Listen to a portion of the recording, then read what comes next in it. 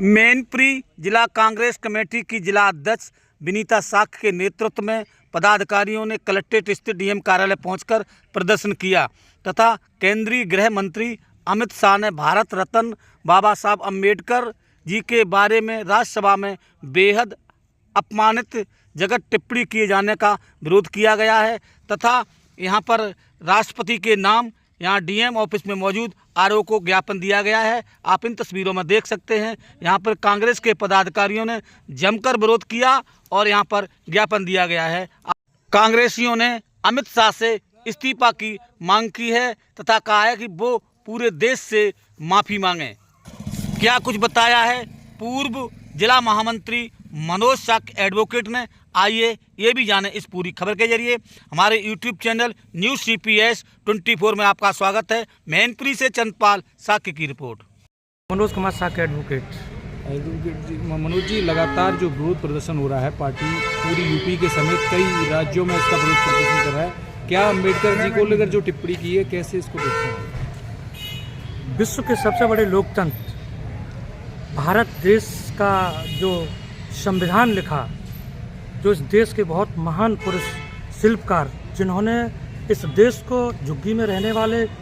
या महल में रहने वाले, मजदूरी करने वाले या कितने भी बड़े पद पर क्यों न लोग हों, जो उनको समान अधिकार, एक वोट का जो अधिकार दिया, वोट की जो ताकत है, चाहे इस देश का प्राइम मिनिस्टर हो या मुख्यमंत्री हो या एक मजदूर हो, सभी का बराबर हक और अधिकार दिया। ऐसा संविधान और ऐतिहासिक संविधान और बहुत महत्वपूर्ण संविधान उन्होंने देश का बनाया।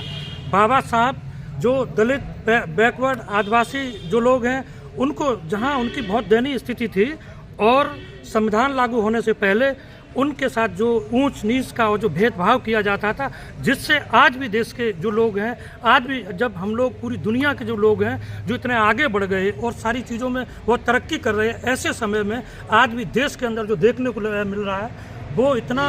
जो स्थिति आज बीजेपी सरकार ने इस देश की कर दी है, वो ही व्यवस्था ये लाना चाह रहे हैं कि आज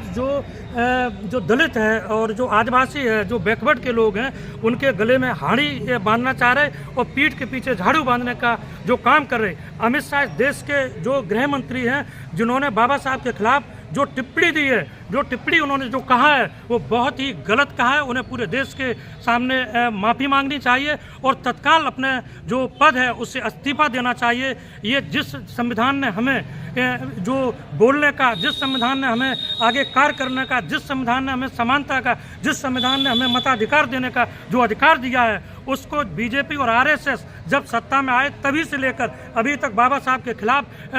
टिप्पणी पर टिप्पणी करते चले आ रहे हैं। आज हमारे नेता राहुल गांधी जी जो सड़क से लेकर और संसद तक जो लड़ाई कर रहे हैं और संविधान को बचाने का काम कर रहे हैं, आज पूरी दुनिया के अंदर हमारे नेता राहुल गांधी जो बहुत बड़ी उसमें और पढ़े लिखे लीडरों में जो 10 टॉप के लीडर पूरी दुनिया के आते हैं, उसमें शुमार हैं। और जबकि इस देश की जो मनवादी जो व्यवस्था है और जो मनुस्मृति है, जिसने करोड़ों लोगों का हमेशा जो पीड़ित किया है, उनके अधिकारों को ध्वस्त किया है, उनके अधिकारों को पहलों तले रोंदने का काम किया है और जो देश की जो सारी बहुत बड़ी जो व्यवस्थाएं थी, जहाँ शिक्षा के केंद्र थे, उन्हें पैरों तले कुचलने का काम किया, ध्वस्त कर शमशान बनाने का काम किया है। आज भी वही चीज़ है। आप देख रहे हो कि इस समय जो जिस तरह की स्थिति चल रही है, हमारी कांग्रेस पार्टी में प्रदेश में जो